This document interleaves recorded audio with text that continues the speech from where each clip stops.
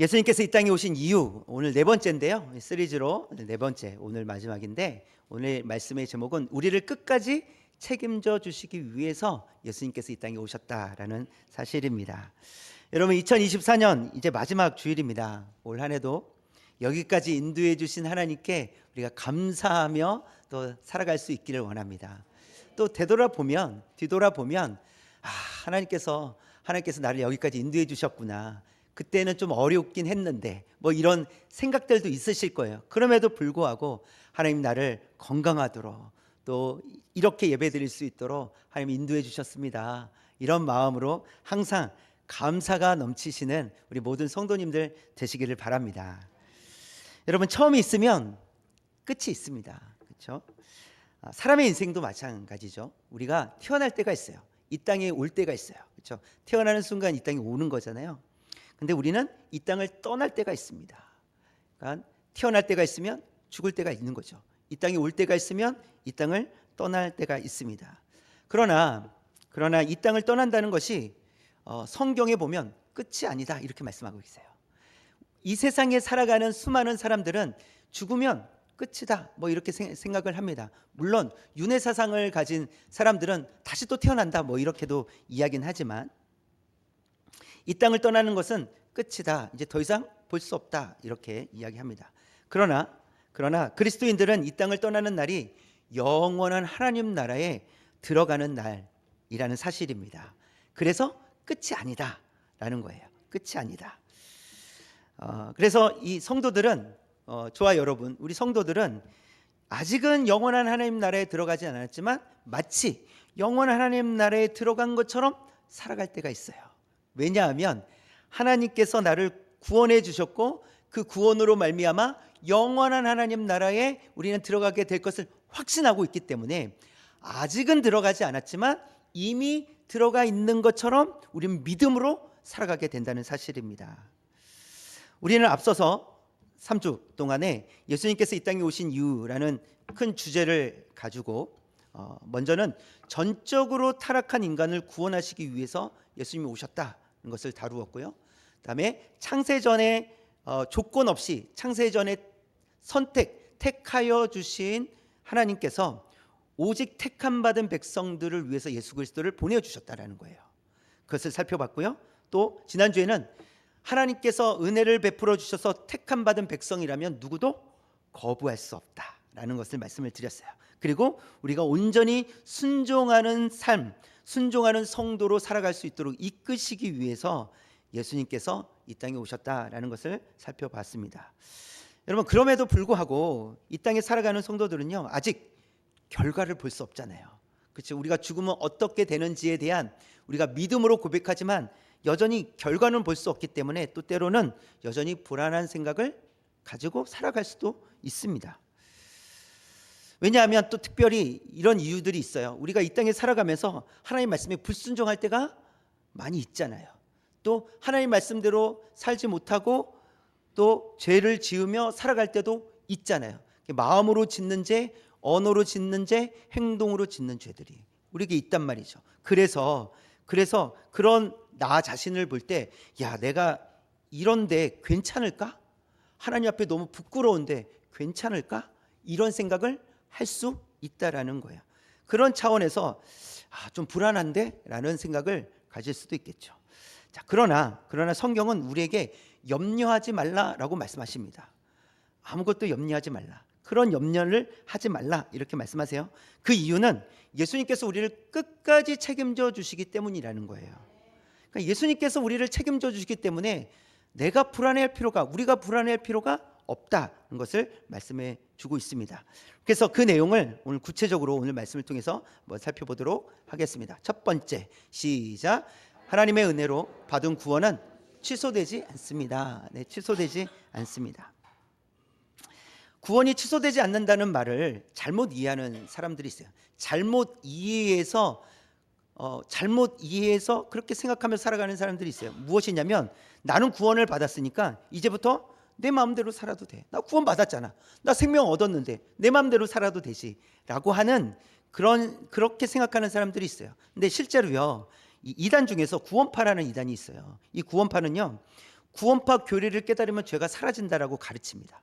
구원파에서 가르치는 교리를 깨달으면 죄가 사라진다라고 가르치면서 또 무엇을 말하고 있냐면, 그래서 앞으로 어떤 죄를 지어도 이젠 상관이 없다라고 가르치는 게 구원파예요. 여전히 이런 이단들이 있어요. 그러나 구원을 받았으니 모든 것이 허용된다, 상관없다, 막 살아도 된다, 이런 생각은 잘못된 생각이라는 것이고, 이것은 구원을 잘못 이해하고 있기 때문이라는 거예요. 잘못 이해하고 있기 때문이다. 그래서 복음을 바르게 깨닫지 못했기 때문이다라고 할 수 있습니다. 그러면 구원이 취소되지 않는다는 말을 바르게 이해하는 성도는 어떤 삶을 살아갈 것인가? 그것은 이렇습니다. 우리가 구원을 받았어도 앞에서도 말씀드렸지만 우리가 죄를 짓기도 하고요, 불순종하게 되지 않습니까? 그럼에도 불구하고 하나님께서 우리를 구원해 주신 그 믿음으로 인해서 우리가 어떻게 하나님 앞에 고백하며 나아가냐면, 그럼에도 불구하고 하나님, 저는 하나님 앞에 부끄럽지 않기를 원합니다. 부끄럽지 않은 삶을 살아갈 수 있기를 원합니다. 그리고 말씀에 순종하고 믿음으로 살아가겠다고 결단하는 성도, 그 성도가 구원은 취소되지 않는다는 말을 바르게 이해한 성도라는 거예요. 다 괜찮아, 뭐 어때? 나는 구원 받았는데 뭐 아무렇게나 살아도 상관없지 않나? 나는 천국 갈 건데 라고 생각하는 사람은 잘못된 생각이라는 거예요. 그래서 이 구원이 취소가 되지 않는다는 말을 잘 바르게 이해하는 성도, 그래서 말씀에 순종하고 믿음대로 살아가고 하나님 앞에 부끄럽지 않도록 더욱 살아가기 위해서 애쓰는 성도, 그렇게 살아갈 수 있는 이유는 하나님께서 은혜를 베풀어 주셨기 때문이라는 거예요. 하나님의 은혜 때문에 그렇게 고백할 수 있다라는 사실입니다. 그래서 로마서에서도 이 말씀을 하고 있는데요, 로마서 6장 14절 시작. 죄가 너희를 주장하지 못하리니 이는 너희가 법 아래에 있지 아니하고 은혜 아래에 있습니다. 죄가 너희를 주장하지 못한다, 이렇게 말씀하고 있어요. 죄가 성도들을 주장하지 못한다, 이렇게 말씀하고 있어요. 그렇다고 해서 성도가 완벽하게 살아간다, 이런 말은 아닙니다. 우리는 실패해요. 우린 연약할 때가 있어요. 우린 넘어질 때가 있어요. 그럼에도 불구하고 죄가 성도를 주장하지 못한다, 이렇게 말씀하고 있는 것은 죄가 주인 노릇하지 못한다, 이거예요. 죄가 더 이상 죄에게 성도가 종 노릇하지 않는다, 이런 거예요. 그런 의미로서 죄는 성도를 자기 아래 둘 수 없다라는 것을 말씀하고 있어요. 그 이유가 무엇이라고요? 하나님의 은혜 아래에 있기 때문이라는 거예요. 하나님께서 우리를 붙잡아 주시고 계시기 때문에 우리는 하나님의 자녀라는 사실이에요. 하나님께 속해 있어요. 그러니 하나님께 속해 있는 우리가 다른 것에 속하지 않는다는 거예요. 죄에 속하지 않는다는 거예요. 하나님께서 우리를 붙들고 계시기 때문이라는 사실이죠. 로마서 11장에서도 설명해 주고 계시는데요, 볼까요? 시작. 만일 은혜로 된 것이면 행위로 말미암지 않음이니 그렇지 않으면 은혜가 은혜되지 못하느니라, 이런 겁니다. 은혜로 된 것인데 이것이 행위 때문에 취소가 된다면 은혜가 무슨 소용이 있냐는 거예요. 이게 은혜로 된 것이 맞느냐는 거예요. 은혜로 된 것이니 은혜를 주신 분이 취소하지 않으시면 그 은혜는 유지된다는 거예요. 그런데 혹여나 은혜로 하나님께서 주신 구원을 받았는데 행위, 그러니까 순종하지 않고 죄를 지은 것 때문에 나는 구원을 못 얻은 것 같아, 나는 구원을 얻지 못한 게 틀림없어, 이렇게 생각한다는 것은 어리석은 것이고 하나님의 은혜를 바르게 깨닫지 못하는 것이다 라고 말씀해 주고 계시는 거예요. 그래서 은혜로 되었다면 결코 구원은 취소되지 않는다는 거예요. 그런데 여러분, 행위로 되었다라고 생각을 해보세요. 행위로 되었다는 것은 내가 행위로 열심히 살았다라는 거예요. 최선을 다했다라는 거예요. 그러니까 하나님께서 원하시는 대로 살아냈다라는 거예요. 그런데 그 이후에 또 그것을 살아내지 못하면 어떻게 됩니까? 행위로 되었으니 그 행위 때문에 또 취소가 될 수 있다라는 거예요. 그러나 은혜로 되었기 때문에 행위 때문에 취소되지 않는다는 것을 말씀해 주고 있습니다. 그래서 하나님의 은혜는 은혜는 하나님께로부터 온 것이니 하나님께서 취소하지 아니하시면 결코 은혜는 사라지지 않는다, 취소되지 않는다라는 거예요. 에베소서에 있는 말씀을 볼까요? 시작. 너희는 그 은혜에 의하여 믿음으로 말미암아 구원을 받았으니 이것은 너희에게서 난 것이 아니요 하나님의 선물이라. 행위에서 난 것이 아니니 이는 누구든지 자랑하지 못하게 함이라. 보세요. 너희는 그 은혜에 의하여라고 되어 있어요. 하나님의 은혜죠. 그래서 믿음으로 말미암아 구원을 받았으니 라고 하면서 그것이 곧 하나님의 선물이다. 어디로부터 온 것이라고요? 하나님께로부터 온 거예요. 그래서 하나님께서 주신 거예요. 하나님께서 주신 것을 빼앗아가지 않으시면, 하나님께서 빼앗아가지 않으시면 그 하나님의 선물은 계속 우리가 가지고 있는 거예요. 그래서 하늘로부터 온 것이라는 것이죠. 그래서 9절에 보니까 행위에서 난 것이 아니니라는 거예요. 어떤 노력에 의해서 난 것도 아니고 지식이 있어서 난 것도 아니고 힘이 좋아서 난 것도 아니다. 행위에서 난 것이 아니라 하나님의 선물이다. 하나님께로부터 온 것이다 라고 말씀해 주고 있습니다. 첫 번째 우리가 살펴본 이 말씀은 구원받은 성도는 결코 구원이 취소되지 않는다라는 거예요. 하나님께서 구원해 주셨으면 결코 취소되지 않는다. 왜냐하면 하나님의 은혜로 받은 것이기 때문에, 우리의 행위가 아니라 하나님의 은혜로 우리가 받은 것이니 그 은혜는 결코 취소되지 않는다라는 사실입니다. 또 한 가지는 그 은혜를 우리에게 온전히 이루시기 위해서 예수 그리스도를 이 땅에 보내주셨다라는 거예요. 그리고 우리 죄를 위하여 예수님께서 십자가를 지시고 부활하심을 통해서 우리를 온전케 하셨다라는 사실입니다. 그 사실로 인해서 우리는 안전하다라는 거예요. 구원이 결코 취소되지 않는다. 그렇기 때문에 하나님은 우리를 향해서 염려하지 말라고 말씀하시는 거예요. 하나님의 자녀가 되었으면, 성도라면 염려할 필요가 없다라고 말씀을 하십니다. 이런 확신을 가지고 살아가시는 우리 모든 성도님들 되시기를 주님의 이름으로 축원합니다. 두 번째 볼까요? 두 번째 시작. 성도는 넘어질 수 있어도 망하지는 않습니다. 네, 우리 옆에 계신 분에게 우리는 망하지 않습니다. 시작. 우리는 망하지 않습니다. 네, 우리는 망하지 않습니다. 근데 넘어질 수는 있다라는 거예요. 넘어질 수는 있지만 망하지는 않는다. 1800년대 그 이제 말쯤에 사셨던 이 영국의 스펄전 목사님이라는 분이 계세요. 이분이 하셨던 말씀 중에 이런 말이 있어요. 배 타고 다니는 배 위 간판에서 넘어지더라도 바다에 빠지지는 않는다, 이런 말씀을 하셨어요. 그 말은 배 위에서 파도가 딱 쳤을 때 배 위에 있더라도 넘어질 수 있잖아요. 그래서 파도가 갑자기 쳐서 배 위에서 넘어질지는 모르겠지만 배 위에 있기 때문에 안전하다는 거예요. 그래서 바다에 빠지지는 않는다라는 그런 의미로서 말씀하신 거예요.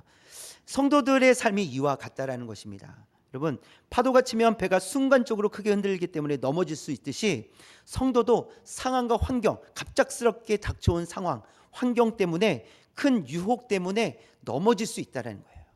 우리도 아픔을 겪을 수 있다는 거예요. 또 여러분, 심하게 넘어지면요, 어딘가에 부딪히면 어떻게 되겠습니까? 발이 심하게 부딪히면 발이 골절될 수도 있어요.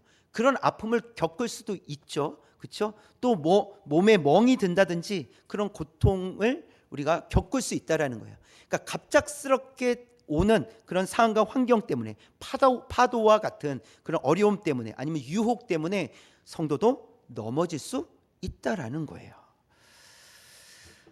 그리고 넘어졌을 때 그에 따른 고통도 우리가 받게 돼요. 그래서 우리는 그리스도인이 되었지만, 하나님의 자녀가 되었지만 여전히 우리가 살아가면서 슬픔도 있고 아픔도 있고 괴로움도 있어요. 걱정, 근심이 떠나지 않습니다. 그런 일들이 우리에게 계속해서 있을 수 있다라는 것입니다. 이렇듯 성도는 넘어질 수 있다라는 거예요. 여러분, 그 인정해야 돼요. 인정. 왜 나는 넘어졌지? 라고 하는 것이 아니라 우리는 얼마든지 넘어질 수 있다라는 거예요. 그런데 넘어질 수 있지만 망하지 않습니다. 아멘. 망하지 않는다는 거예요. 우리는 연약해서 넘어지지만 망하지 않는다. 바울의 고백을 한번 살펴볼까요? 로마서 7장 19절 시작. 내가 원하는 바 선은 행하지 아니하고 도리어 원하지 아니하는 바 악을. 이 바울의 고백이에요. 바울도 뭐라고 얘기하냐면 본인은 원한대요. 뭘요? 선을 원한대요. 선을. 나는 선하게 살고 싶어. 선한 일을 할 거야 라고 마음이 원한대요. 그런데 도리어 원하지 않는 악을 행하며 살아가고 있는 자신을 발견한 거예요. 바울도 이런 연약함이 있었다라는 거예요. 바울도 고백하고 있는 거예요. 바울도 우리와 같은 사람이거든요. 완벽하다라고 말할 수 없습니다. 훌륭한 사람인 건 맞아요. 우리가 본받아야 될 사람인 건 맞아요. 그러나 완벽하진 않아요. 그래서 바울도 고백하는 거예요. 나는 원하는 것이 선이지만 내가 원하지 않는 악이 왜 자꾸 내 삶 속에서 이렇게 자리 잡고 있는지 모르겠다라는 그런 고백이에요. 또 계속해서 고백을 합니다. 7장 22절 23절 시작.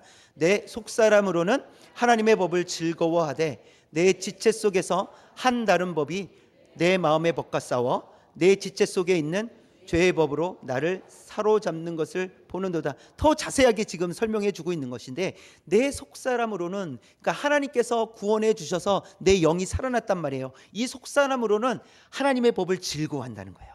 하나님 찬양합니다. 하나님 높여드립니다. 하나님 영광 받으십시오.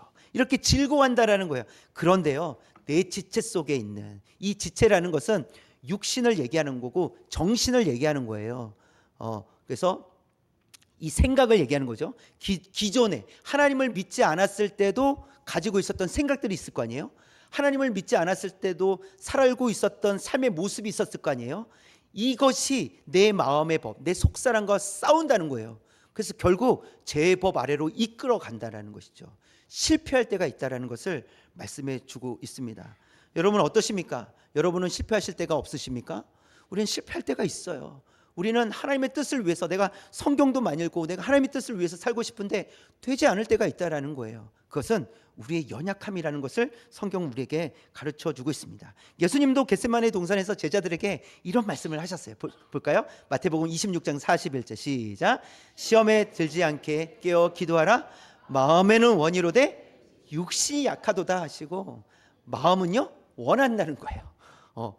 예수님께서 기도하라고 하셨지 내가 기필코 기도하리라, 나 잠들지 않겠다라고 기도하겠다라고 마음은 원하는데 육신이 약하다라는 거예요.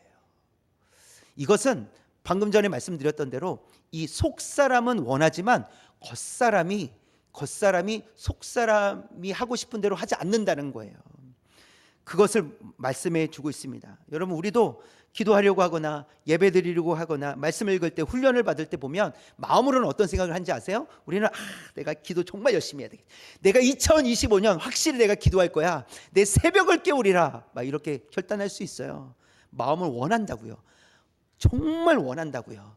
며칠이나 가요. 그게 기존에 꾸준히 새벽 기도에 나오셨던 분들은 꾸준히 하십니다. 그분들에게 문제가 되지 않아요. 그러나 내가 그동안 잘 안 했었는데 한번 해보겠다 하고 마음을 먹어도요, 마음은 원하지만 되지 않을 때가 참으로 많이 있다라는 거예요.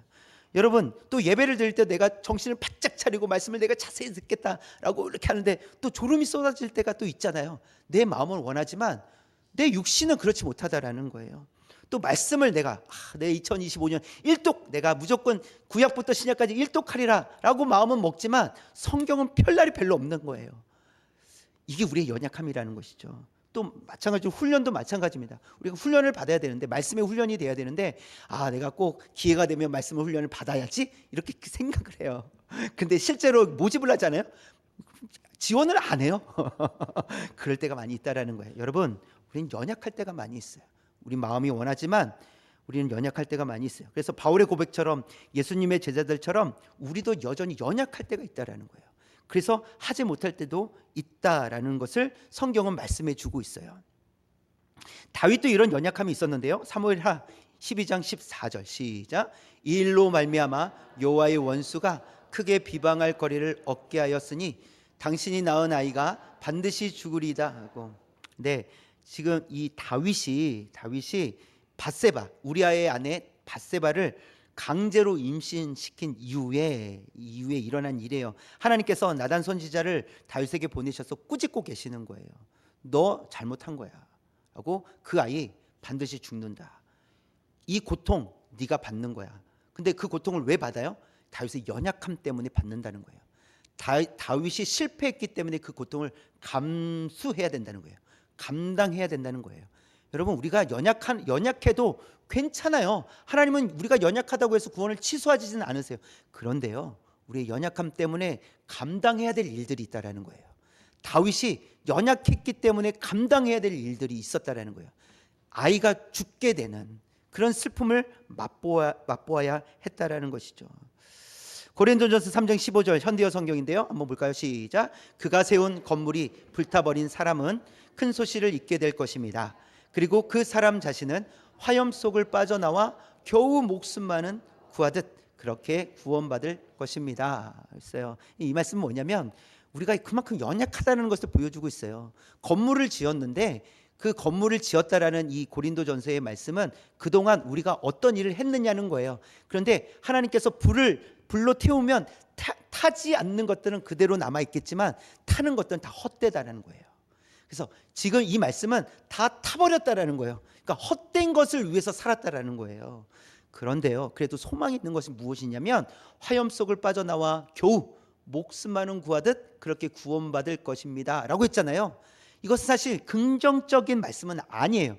그럼에도 불구하고 우리가 다 타버릴지라도 하나님은 우리를 건져주신다는 거예요. 택한 자녀들을 건져주신다는 거예요. 우리가 비록 연약하고 부족하고 헛된 것을 가지고 살아왔을지라도 하나님께서 우리를 자녀 삼아 주셨으면 우리를 끝까지 책임져 주신다는, 다 태워질지라도 우리는 건져주신다라고 말씀하시는 거예요. 그래서 이 탕자의 이야기가 우리에게 위로가 되는데요. 아버지의 재산을 모두 탕진하고 왔던 둘째 아들 있잖아요. 이 괘씸한 둘째 아들, 그렇죠? 마땅히 내쳐줘야 하는데 아버지는 그 둘째 아들을 다시 받아주었고 그를 씻기고 아들을 씻기고 새 옷을 입히고 무엇을 했습니까? 잔치를 벌였잖아요. 이것이 하나님의 마음이라는 거예요. 마땅히 버려져야 되고 마땅히 죽어야 되고 마땅히 내쳐져야 하는데 하나님은 받아주셨다라는 거예요. 그러면 그 둘째 아들이 누구라는 거예요? 저와 여러분이라는 거예요. 그 둘째 아들이 저와 여러분인데 우리를 하나님께서 받아주셨다라는 거예요. 그래서 우리가 하나님의 자녀가 된 거예요. 그럼 우리는 이제 어떻게 살아야 돼요? 하나님의 자녀로서 살아가야 한다는 것입니다. 우리는 연약해서 여러분 넘어질 수 있습니다. 상처가 나고 고통을 당할 수도 있어요. 그러나 우리는 넘어질지라도 하나님께서 우리를 붙잡아 주시니 우리를 망하도록 두시지 않으신다. 이것이 하나님의 은혜다라는 사실입니다. 우리를 다시 일으켜 세워 주실 그 하나님, 망하도록 내버려 두시지 않으시는 그 하나님만 우리가 온전히 바라보고 신뢰하며 살아갈 수 있기를 주님의 이름으로 축원합니다. 마지막 세 번째인데요. 시작. 하나님의 사랑에서 아무도 끊을 수 없습니다. 네, 결국은 하나님의 사랑에서 아무도 끊을 수 없다라는 거예요. 이것이 하나님께서 우리에게 주시는 말씀이에요. 39절 말씀 볼까요? 오늘 말씀 39절 시작. 높음이나 깊음이나 다른 어떤 피조물이라도 우리를 우리 주 그리스도 예수 안에 있는 하나님의 사랑에서 끊을 수 없으리라. 네, 아무도 그 누구도 어떤 존재도 하나님의 사랑에서 우리를 끊어낼 수 없다라고 정확하게 분명하게 말씀해 주고 계세요. 여러분 두려워하지 마십시오. 하나님 우리 자녀 삼아 주셨으면 우리는 끊어지지 않습니다. 하나님께서 우리를 붙들고 계시는 줄 믿습니다. 히브리서에 보면 이러한 사람들이 나오는데요. 이런 믿음을 가진 사람들 끊어지지 않습니다. 하나님의 사랑에서 누구도 끊을 수가 없습니다. 이 믿음을 가지고 살았던 사람들이 어떤 고난이 있었는지 히브리서 11장 35절 38절에서 보여주고 있어요. 붉은 글씨만 볼게요. 시작. 심한 고문을 받되 구차히 풀려나기를 원하지 아니하였으며, 심한 고난을 이 신문을 받았음에도 불구하고 풀려나기를 원하지 않았다는 거예요. 내가 아무도 하나님의 사랑에서 끊을 수 없으니 난 이 고난 감수하겠다라는 거예요. 36절 붉은 글씨 시작. 조롱과 채찍질 뿐 아니라 결박과 옥에 갇히는 시련도, 이런 고난이 있었음에도 불구하고 끝까지 믿음을 지키며 살았다는 것을 보여줍니다. 37절 시작.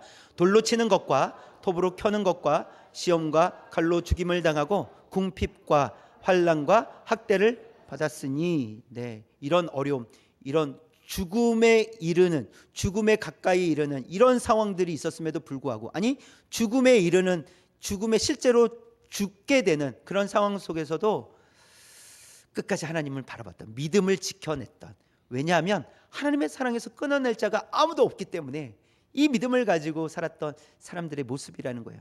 38절 붉은 글씨 시작. 그들이 광야와 산과 동굴과 토굴에 유리하였느니라. 그렇게 도망쳐 다녀야만 했다는 거예요. 숨어 살아야만 했다라는 거예요. 고난이 있었기 때문에, 고통이 있었기 때문에 그렇게 숨어 살아야만 했습니다. 그런데요, 성경은 이런 사람들을 향해서 우리 녹색으로 된 글씨 한번 시작. 이런 사람은 세상이 감당하지 못하느니라. 이런 사람은 세상이 감당할 수 없다라고 하나님께서 우리에게 가르쳐 주시는 거예요. 하나님만 바라보는 삶, 하나님만 의지하는 삶, 이런 사람은 세상이 감당하지 못할 줄 믿습니다. 이것은 믿음이 있는 이러한 사람이 대단해서가 아니라 이러한 믿음의 사람들을 하나님께서 보호해 주시기 때문에 세상이 감당할 수 없다라는 거예요. 세상이 하나님을 이길 수 없다라는 거예요. 그러니 하나님께서 이렇게 감싸 안고 계시면 그 세상이 감싸움을 받은 우리 성도들을 어찌할 수가 없다라는 거예요. 그래서 감당할 수 없다라고 말씀해 주고 있습니다. 베드로도 이와 동일한 말씀을 선포하고 있어요. 처음부터 시작. 너희는 말세에 나타내기로 예비하신 구원을 얻기 위하여 믿음으로 말미암아 하나님의 능력으로 보호하심을 받았느니라. 구원을 얻기 위하여 하나님의 능력으로 보호하심을 받았느니라. 누가 보호하신다고요? 하나님께서 보호하신다고요. 구원을 이루시기 위해서 하나님께서 지금 보호하고 계시다라는 것을 말씀해 주고 있어요. 바울도 이렇게 고백합니다. 로마서 14장 4절 시작. 남의 하인을 비판하는 너는 누구냐? 그가 서 있는 것이나 넘어지는 것이 자기 주인에게 있음에 그가 세움을 받으리니 이는 그를 세우시는 권능이 주께 있음이라. 야, 내 자녀를 네가 왜 상관해? 이렇게 말씀하시는 거예요. 내 자녀는 내가 알아서 해 라고 하나님께서 말씀해 주시는 거예요. 저와 여러분이 하나님의 자녀가 되었기 때문에 사단은 끊임없이 고발합니다. 욥기에서도 그런 내용이 나와요. 고발하는 이 사단의 모습이 나오는데 끊임없이 쟤 어떻게 사는지 아세요? 쟤 어떤 일 했는지 아세요? 라고 하나님께 고발한다는 거예요. 근데 하나님께서 말씀하시는 거예요. 그래, 그래서 뭐 어떻게 하라고? 내 자녀이니 내가 알아서 한다. 나는 끝까지 내 자녀 지킬 테니까 건들지 마라 라고 하나님께서 말씀하신다는 거예요. 그런 말씀을 지금 로마서에서 말씀해 주고 있다는 사실입니다.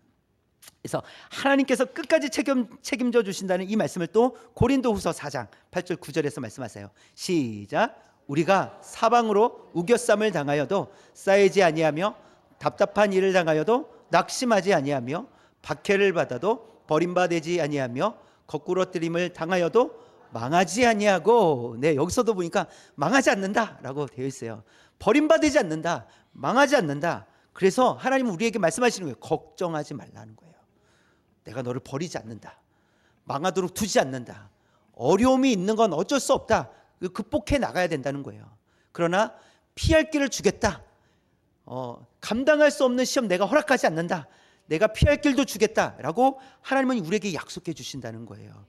그러니 걱정하지 말라, 버림받지 않는다, 망하지 않는다, 내가 너희를 항상 안전하게 보호해 주겠다라고 말씀해 주신다는 사실입니다. 그럼에도 불구하고 우리는 미래를 모르기 때문에 여러 가지 일들로 여전히 불안해할 수도 있고 걱정스러워할 수도 있습니다. 그러나 우리가 미래를 모르는 건 너무나도 당연한 거예요. 1시간 후의 일을 아시겠습니까? 아니 30분 후의 일은 아시겠습니까? 1분 후에 어떤 일들이 일어날지 우리가 알 수가 없습니다. 1년 후에 어떤 일들이 일어날지, 언제까지 내가 살아갈지 알 수가 없습니다. 그런데 성도는 단 한 가지 알고 있는 미래가 있어요. 성도라면 알고 있는 미래가 있어요. 그것이 무엇이냐면 영원한 하나님 나라에 들어간다는 사실이에요. 그날이 언제인지는 날은 알 수는 없지만 분명한 사실은 우리는 영원한 하나님 나라에 들어가서 영원토록 하나님을 찬양하고 영원토록 하나님을 예배하며 살아가게 될 줄 믿습니다. 우리를 끝까지 책임져 주시는 하나님의 은혜와 그리스도의 사랑을 확신하며 이 확신을 가지고 살아갈 수 있는 우리 모든 성도님들 되시기를 주님의 이름으로 축원합니다. 기도하겠습니다.